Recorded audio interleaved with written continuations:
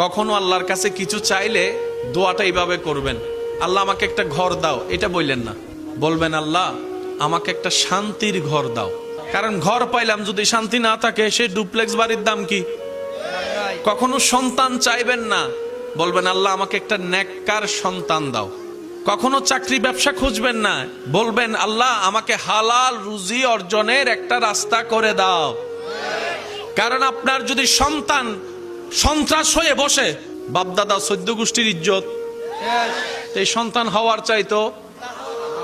আমি কি বুঝাতে পারছি কথা? এবার দেখেন আল্লাহ এমন দয়াবান, যারা নামাজ পড়ে তাদেরকেও দেয়, যারা নামাজ পড়ে না তাদেরকেও দেয়।